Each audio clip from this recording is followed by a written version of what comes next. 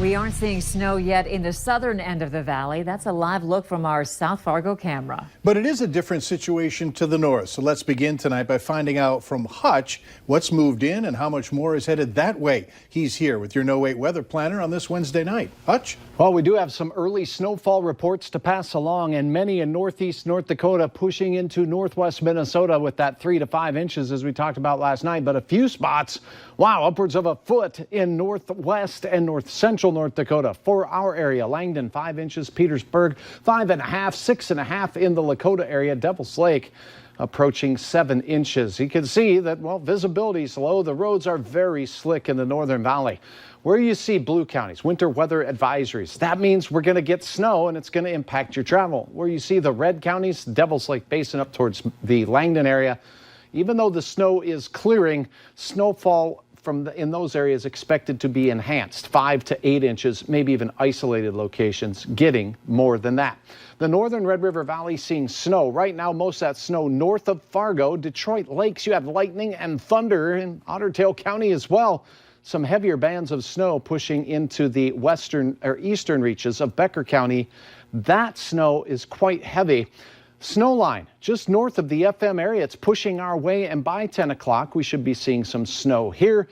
How much snow are we expecting? Well, up north, we'll have numerous areas with 3 to 5 inches of snow, greasy roads into the morning hours. Here in Fargo, a little less, upwards of 1 inch of snow.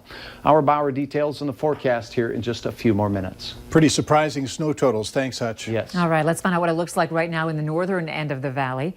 Valley News Team's Courtney Lockey's in Grand Forks and joins us live. Courtney? Mike, Andrea, we've been here in Grand Forks for about 3 hours now. We're at a truck stop at the intersection of Highway 2 and I-29. The snowfall has really picked up over the course of the last hour. The roads along I-29 as well as here in town are very slick. We've seen a couple of de-icers as well as a couple of snow plows out on the road. As for the visibility, that's not super great either here tonight. So if you guys are going to be getting out on the roads, you need to know that traffic along I-29 is moving, but very slowly. As for us, we're going to jump back in the car and head out a little further west and see what the conditions are like out that way. And we'll talk to you guys a little bit later in the newscast. Back to you, Mike and Andrea.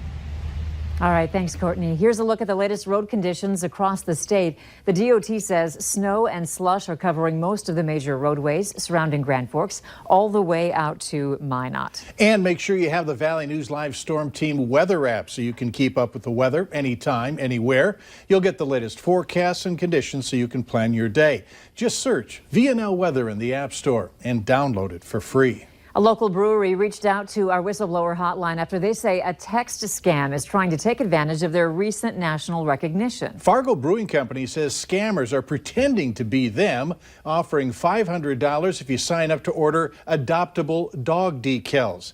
Valley News Team's crime and safety reporter Bailey Hurley talked with company representatives who say it's sad their good deed is being used against them. It started Saturday night. Fargo Brewing receiving this screenshot from a woman in New Mexico, wondering if the message's offer was legit. Then came these voicemails Monday morning.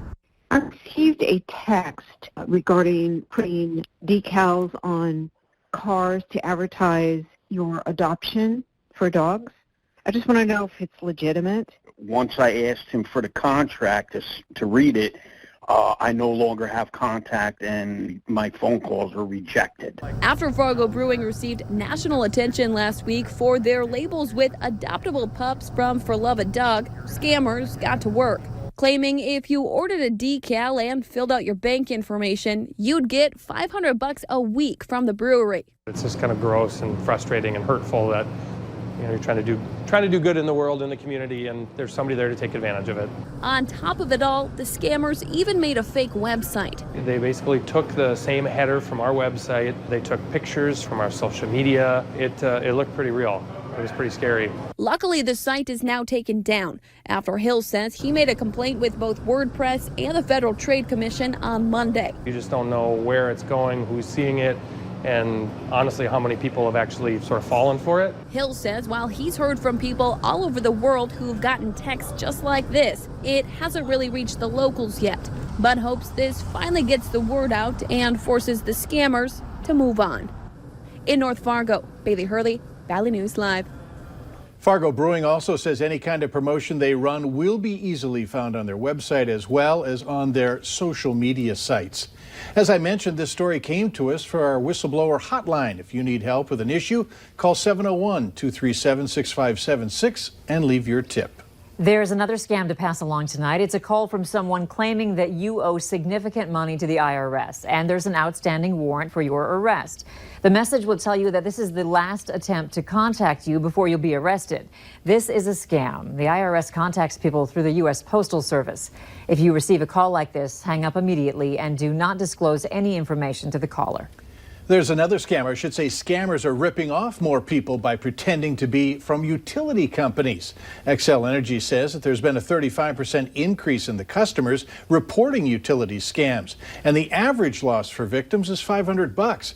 To protect yourself, Xcel says it will never threaten to disconnect service immediately if you don't make a payment on the spot. If you know who this is, West Fargo police would like to know. They aren't saying why, only that they're trying to identify this person. So if you have any information, give them a call.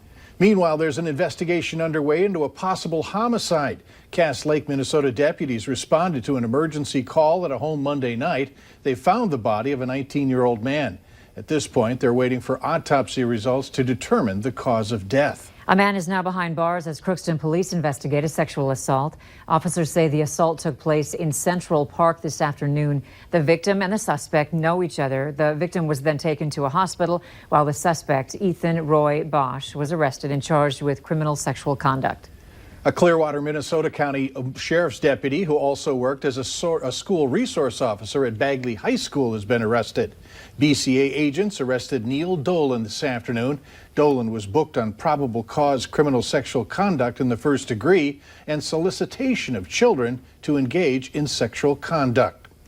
A Michigan man is the focus of a sexual assault case involving a 15-year-old girl. 34-year-old Kenneth George Zender is charged with criminal sex conduct. Investigators say the 15-year-old sent a text on August 21st saying Zender sexually assaulted her inside a semi at a truck stop in Stearns County. His trial begins December 10th, and if convicted, he could spend the next 30 years in prison. A pedestrian has died after being hit by a semi in Becker County. The Minnesota State Patrol is investigating the crash that happened on Highway 59 near Brandy Lake Road this morning. Troopers say the semi was traveling northbound on Highway 59 and the pedestrian was in the northbound lane of traffic when the accident happened. Law enforcement agencies in Fargo-Moorhead are seeing a rise in mental health related calls. In Moorhead, the estimated numbers have doubled in the past 3 years. With more than a month to go in 2019, they're at 1,031.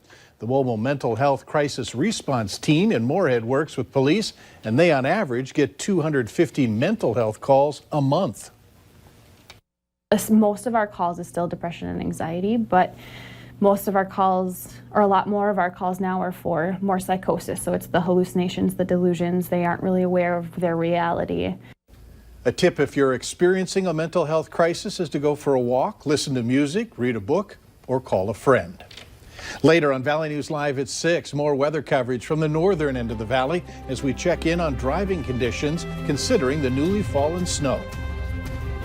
And if you are a fan of snow skiing, this is a look from the Frostfire ski area as they picked up a little bit of fresh, flaky material today, not far from Walhalla. We'll have hour-by-hour details on what you can expect, where this snow is heading, and how much will you have by morning. Details right after this.